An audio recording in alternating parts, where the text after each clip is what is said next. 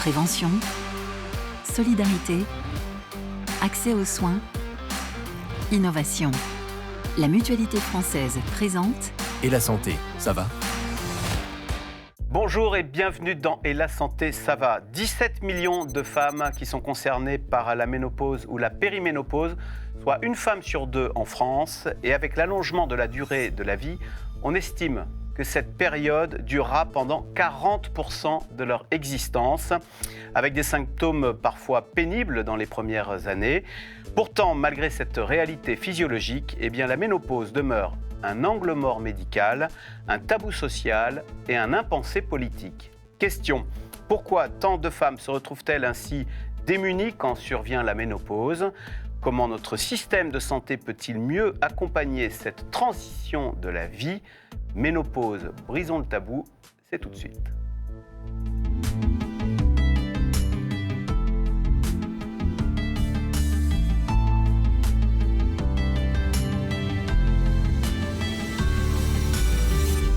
Nos invités, Dominique Verriand, vous êtes sénatrice de l'Yonne, vous êtes présidente de la délégation aux droits des femmes et à l'égalité des chances entre les hommes et les femmes. Vous avez piloté un rapport sur la santé des femmes au travail.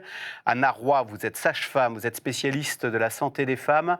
Votre livre, C'est ma ménopause, le guide complet, rassurant et sans tabou, c'est aux éditions de l'Iconoclaste. Et puis je signale également votre podcast sur la ménopause intitulé « Bouffée de chaleur ». Merci de participer à cette émission. Alors, la ménopause intervient en moyenne à 51 ans. Il y a également la périménopause qui peut débuter bien plus tôt, parfois dès 40 ans. Anna Roy, d'abord, c'est quoi la périménopause et quels sont les symptômes à la fois de cette périménopause et la ménopause? Donc périménopause, c'est effectivement ce qu'il y a avant, on appelle ça aussi préménopause. Il y a des femmes qui ont de la chance et ça va durer 1 à 2 années, parfois même un peu moins. Et puis il y a des femmes qui n'ont pas de chance.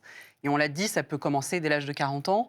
En général, c'est dû à une insuffisance de progestérone. Et donc, on va avoir une altération du sommeil, une fatigue. On peut avoir des symptômes comme ça. Mais la ménopause, c'est là où les symptômes sont les plus bruyants.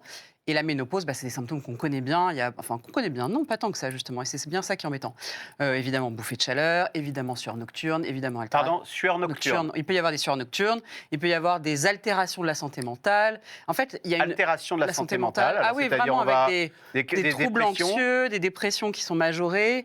Enfin, il y a énormément de symptômes. Et d'ailleurs, c'est ça qui est intéressant, c'est que comme la santé de la... Est-ce qu'on fait le lien entre ces sueurs nocturnes qui vous tombent dessus et la ménopause ou Alors, la plupart des femmes, oui, mais en fait, pas tant que ça. Et c'est ça qui est très étonnant. Et c'est pas ça, c'est qu'on découvre des symptômes presque tous les jours encore.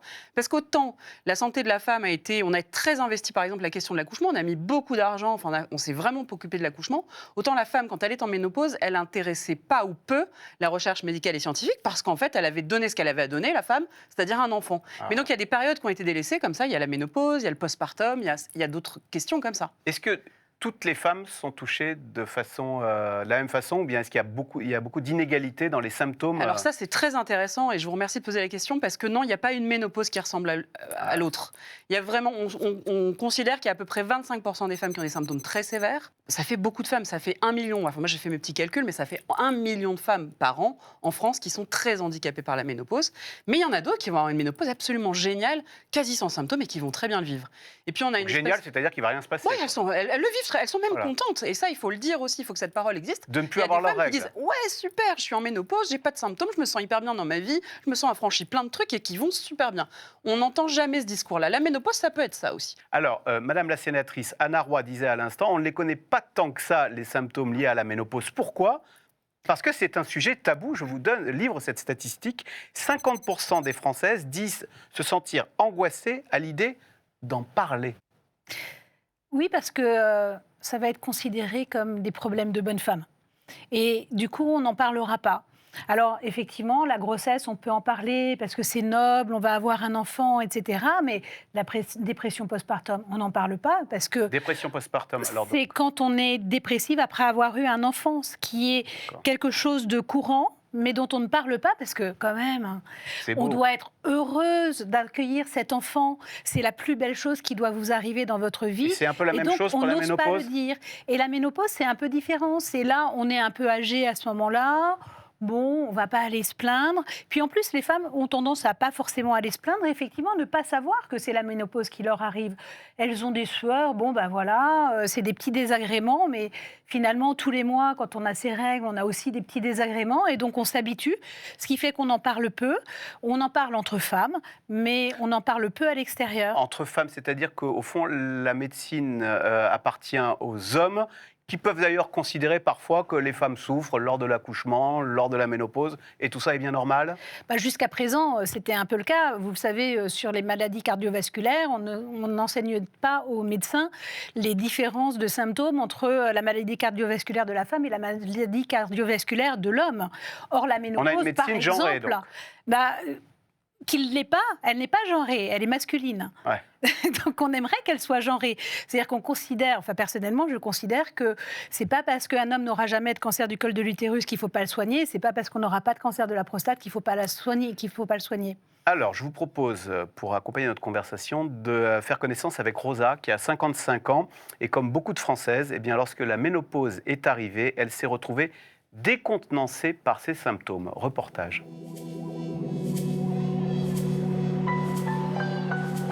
Vieille église en Yvelines. Alors, comment ça a été cette nuit? T'as bien dormi? C'est là qu'habite Rosa, 55 ans.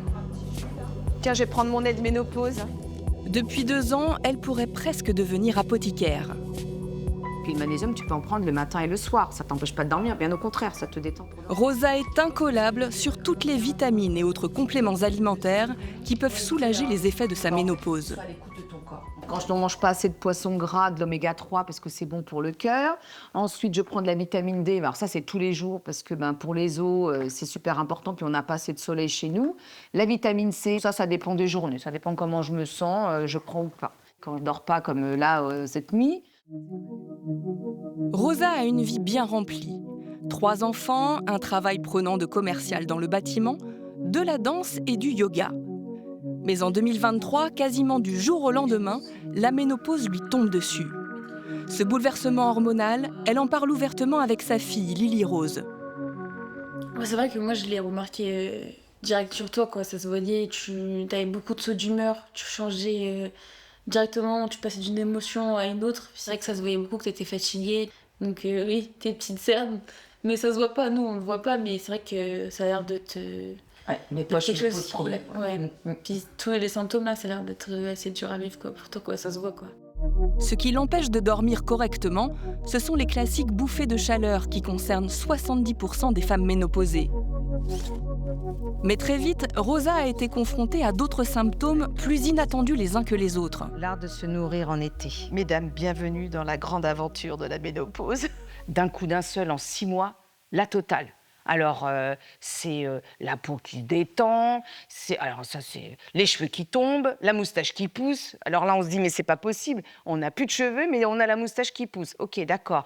Dans tout ce que je vous ai raconté, je vous ai pas parlé des migraines, mais quand vous vous levez un matin, que vous avez une migraine à vomir et que vous pouvez même pas poser un pied par terre, c'est quand même violent de se dire, oh, je vais être couchée toute la journée, c'est l'horreur. Je fais de la tachycardie. À un moment donné, j'ai même eu peur de faire une crise cardiaque. Et alors le pire aussi, par rapport à mon travail, le brouillard cérébral. C'est-à-dire qu'en fait, vous avez des moments, vous cherchez vos mots. Je savais le dire, je ne sais plus le dire, qu'est-ce qui se passe? Vous dites, ça y est, j'ai Alzheimer. En fait, on a l'impression, au fur et à mesure des symptômes, que on a toutes les maladies de la Terre. En quête d'aide face au tsunami intérieur qu'elle ressent, Rosa consulte. J'ai tellement trouvé bien que je l'ai offert. Mais ne trouve pas de réponse à ses questions du côté du corps médical, ce qui renforce son sentiment d'isolement face à sa ménopause. Un médecin généraliste que j'adore, c'est une femme extraordinaire, exceptionnelle, mais elle est jeune. En fait, nos médecins ne sont pas formés, donc elle va me dire « Ah ben non, mais je ne vous donne pas de traitement hormonal, ça donne le cancer. » Bon, ok. « Ah ben vous faites une petite déprime, allez hop, on va vous donner des antidépresseurs. Vous ne dormez pas, on va vous donner des somnifères. » En fait, on vous donne que du chimique pour régler indépendamment chaque symptôme. Et en fait, il n'y a pas d'écoute. Et que c'est à nous de nous débrouiller pour aller trouver les solutions.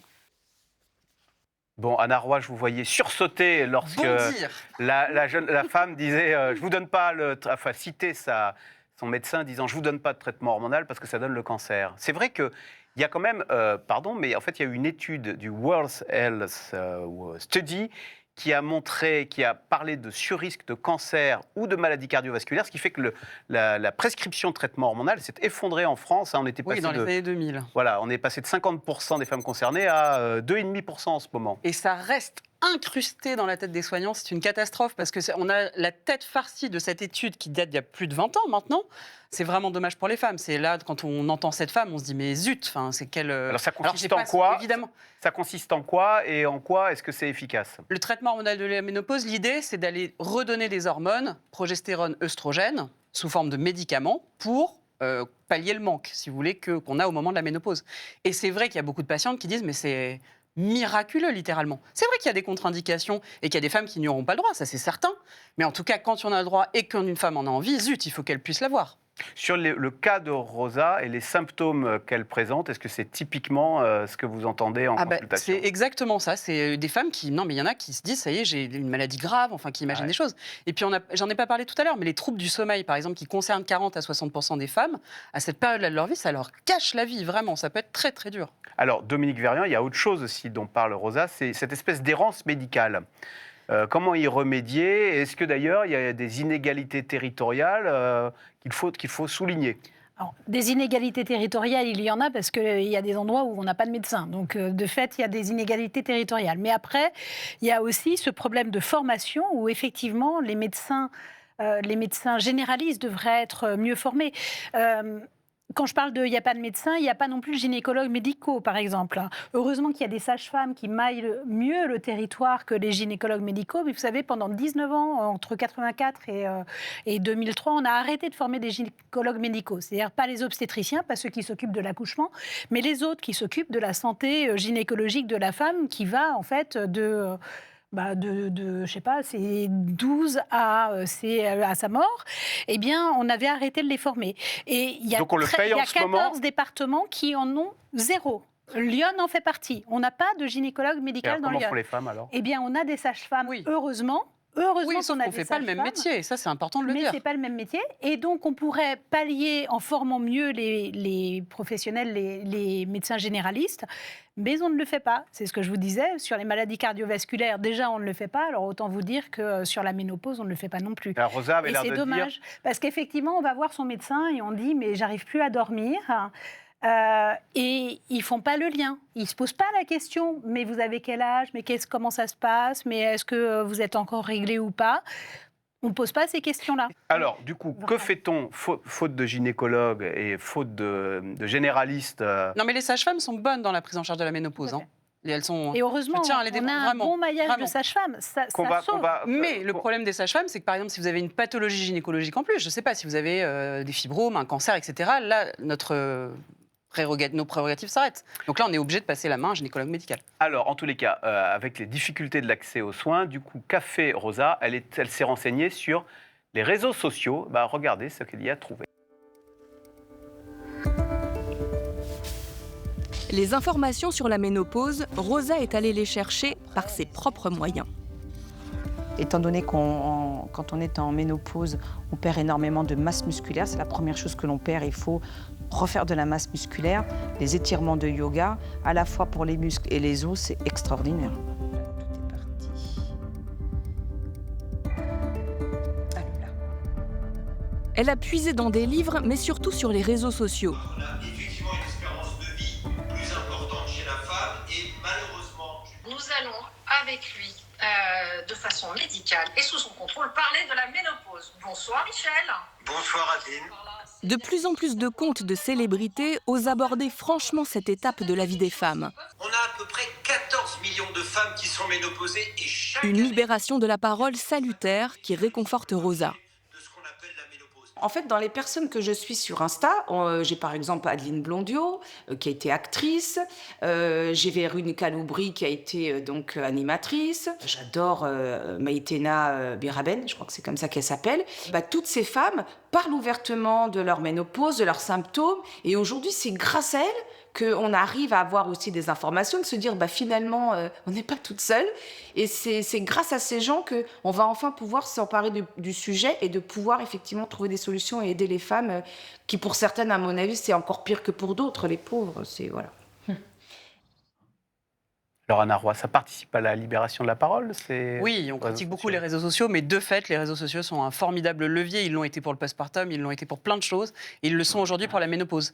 Mais à la différence des autres sujets, je trouve qu'il n'y a pas assez de femmes qui parlent de ménopause. Il faudrait plus de professionnels de santé, plus de femmes qui parlent ouvertement de la ménopause. Vraiment. Votre podcast, par exemple, est-ce que vous avez des retours en disant c'est formidable? Ah bah, c'est extraordinaire, oui, j'ai énormément de retours. Mais c'est pas suffisant, il en faudrait plein. Il faudrait plein de podcasts, beaucoup plus de ressources. Et c'est culturel, parce que j'étais en septembre au Canada pour rencontrer des parlementaires canadiennes et qui étaient dans l'âge de la ménopause. Elles en parlaient toutes très ouvertement. Absolument. Mais alors attendez, à la aucun télévision, problème. vous avez... ça veut dire quoi en parler ouvertement? Non, ça veut dire qu'il y a des pays... En France, ça reste un tabou? Ah bah oui, en France, on ne va pas, au moment d'une réunion, dire « Oh là là, il faut ouvrir la fenêtre là, parce que moi, ma ménopause, j'ai chaud là. » Non. Ou alors c'est une blague de mec? On va, voilà, par exemple, mais dans ces cas-là, il faut s'attendre à avoir un petit retour sur la prostate, mais effectivement, on n'ose pas en parler. Non, mais franchement, on n'ose pas trop en parler, ou pas de façon aussi ouverte. Au Canada, il n'y avait aucun problème, quoi. C'était assez amusant. Est-ce que ça peut aussi venir dès le collège? Et je veux dire, est-ce que les jeunes filles à l'école devraient être davantage sensibilisées, éduquées à ces questions de... Alors, comment vous dire? Il y a un truc qui s'appelle l'EVARS, j'arrête pas d'en parler, hein. Éducation à la vie affective, relationnelle et sexuelle, qui permet de savoir quel est mon corps, mais de garçons comme de filles, qu'est-ce que c'est que le respect, hein, puisque bon, c'est évidemment pas apprendre la sexualité aux petits de la maternelle, puisque là, c'est simplement mon corps et mon corps, mais progressivement apprendre, parce que vous savez qu'il y a des filles qui arrivent et qui ont leurs règles et elles ne savent pas ce que c'est, parce qu'on n'en a pas parlé dans la famille et qu'il y a bien quelqu'un qui doit le dire, parce que c'est effrayant la première fois si on n'est pas un peu prévenu. Et de la même façon, si on nous apprenait toutes les étapes de la vie, tout ce qui peut arriver, le fait d'avoir une grossesse, qu'est-ce que ça provoque, qu'est-ce que c'est qu'une dépression postpartum et qu'est-ce que c'est que la ménopause, ce serait plutôt bien.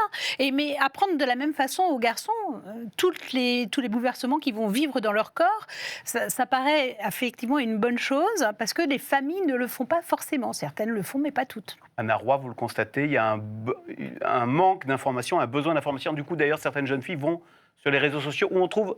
Est-ce qu'on trouve un peu de tout, d'ailleurs? Est-ce qu'on trouve aussi des fake news? Et c'est ça qui est très malheureux. Vous avez plein de gens qui s'autoproclament, je ne sais pas quoi, spécialistes en santé. Ouais. Non, mais c'est une catastrophe. Et comme il n'y a pas de régulation, on entend tout et n'importe quoi. Ou que la ménopause, il suffit de prendre un peu de feuilles, de feuilles de je ne sais pas quoi, de se la mettre au-dessus de la tête et ça ira beaucoup mieux.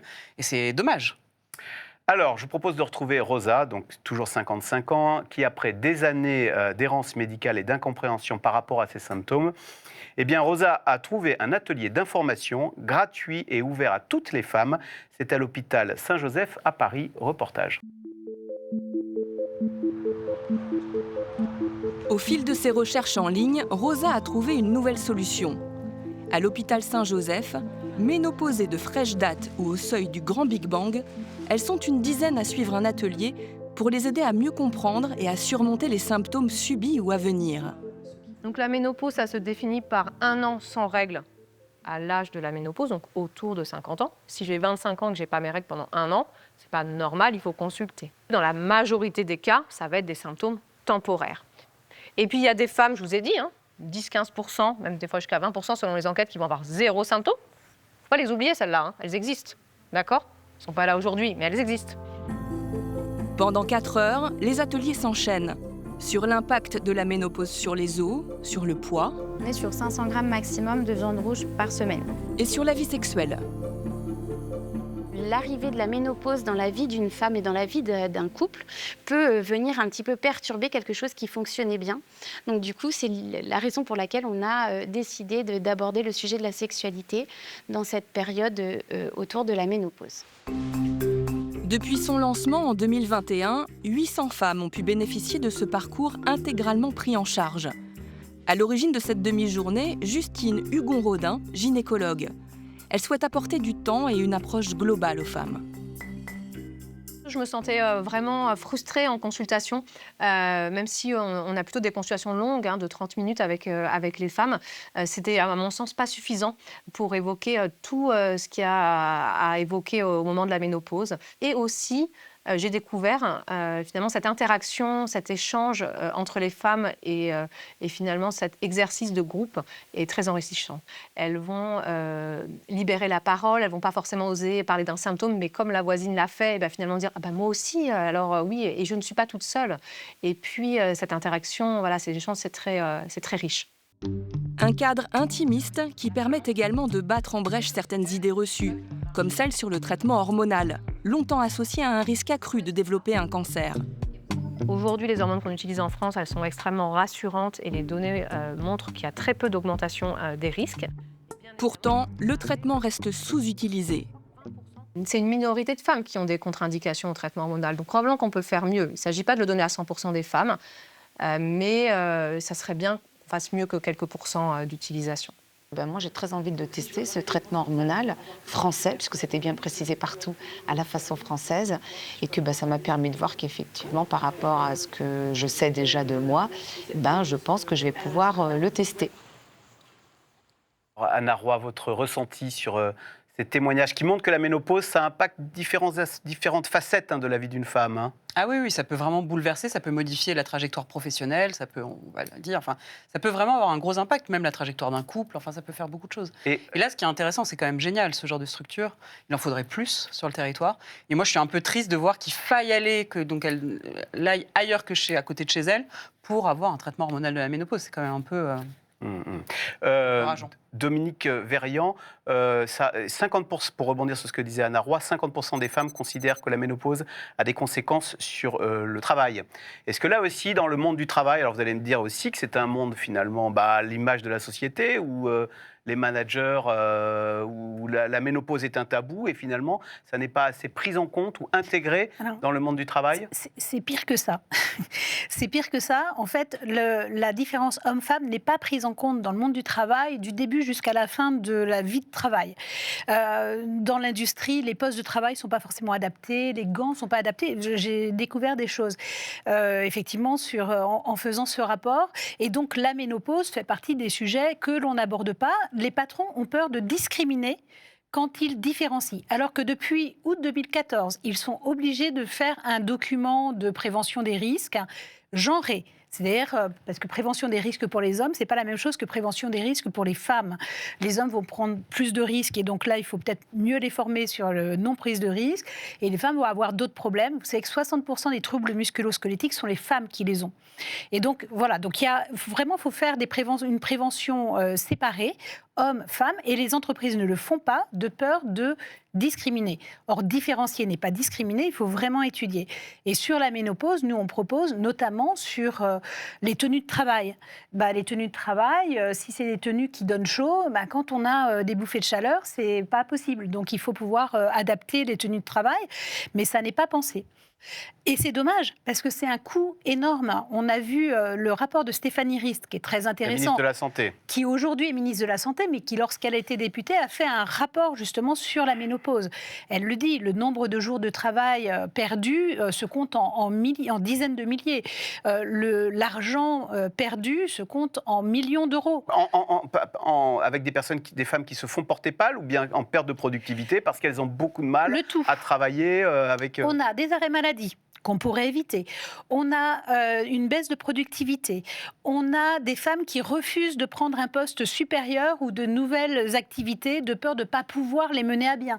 Parce que quand on a ce problème de brouillard cérébral, etc., si ce n'est pas pris en charge, on ne se sent plus apte à faire son travail. On a des femmes qui quittent leur travail. On a des femmes qui changent leur travail pour pouvoir aller vers quelque chose qui sera plus simple et qu'elles pourront mieux appréhender. Donc les patrons ou les managers devraient prendre en compte ces difficultés, faire des postes adaptés. Tout à fait. Et ce serait un problème à la fois de santé publique, parce que ces arrêts de travail ont un coût, mais à la fois de productivité pour les entreprises, parce qu'on perd énormément d'argent avec ces arrêts. Surtout que c'est un problème transitoire. Il ne faut pas oublier que c'est transitoire. C'est-à-dire que vous avez une période de flottement, et puis après... Vers la cinquantaine. Donc. Voilà, et après, ça va très bien.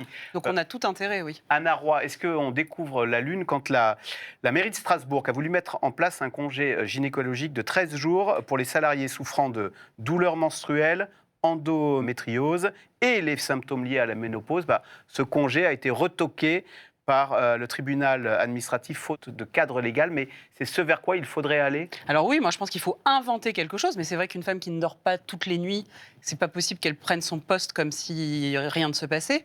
Encore une fois, c'est transitoire, donc il s'agit de période transitoire, c'est mieux qu'elle soit arrêtée ou mise en mi-temps thérapeutique ou je ne sais pas quoi, plutôt que de quitter son emploi. C'est vraiment dommage, ou qu'elle ne prenne pas un poste plus...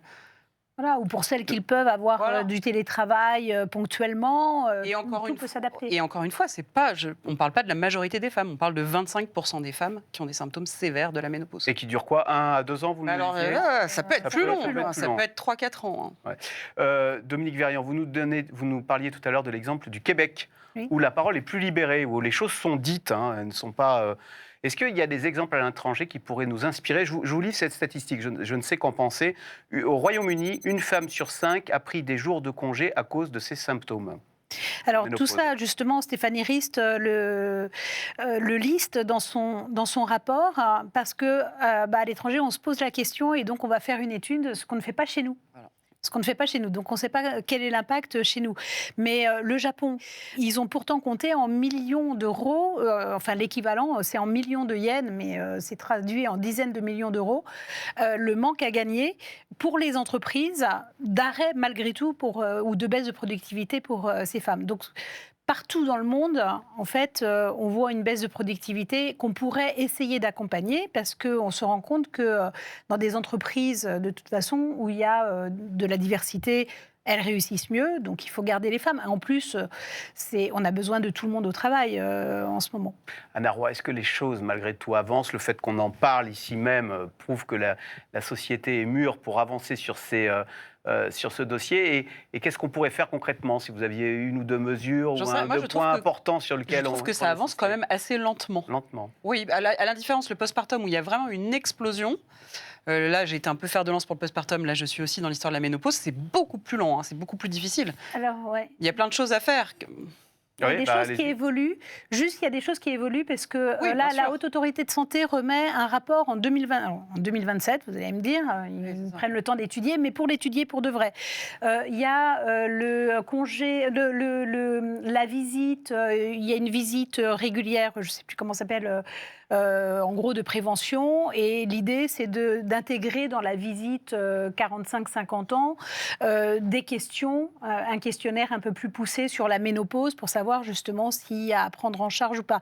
Donc les choses commencent à infuser. Et moi je dirais que s'il y avait 2 grosses choses à faire, c'est formation des professionnels, plus, en urgence, et c'est facile. Et la deuxième chose, c'est de piloter des énormes études à la fois ménopause et travail, ménopause et vie de couple, ménopause, etc. Voilà. Il y aura des assises nationales de la ménopause qui ont été annoncées par la ministre de la Santé. Ce sera le 18 octobre 2026. On peut aussi en attendre peut-être des avancées. Absolument. Peut-être que le rapport de la HAS, qui est prévu pour le premier trimestre 2027, ils vont le faire un peu plus vite et le rendre à cette occasion-là. Et je précise pour conclure qu'il existe un Ménoscore. C'est un outil d'auto-évaluation pour mieux comprendre ses symptômes et faciliter le dialogue avec les professionnels de santé. Merci de nous avoir éclairés, d'avoir participé à cette émission. Et La Santé, ça va, c'est terminé. Merci de nous avoir suivis. Vous pouvez réécouter cette émission sur la plateforme publicsena.fr. Et à bientôt pour une prochaine émission.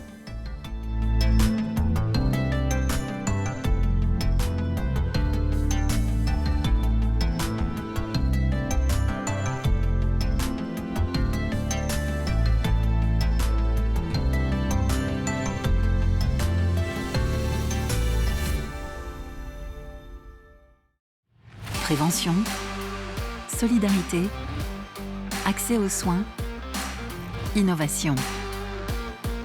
C'était Et la santé, ça va? Avec la Mutualité française.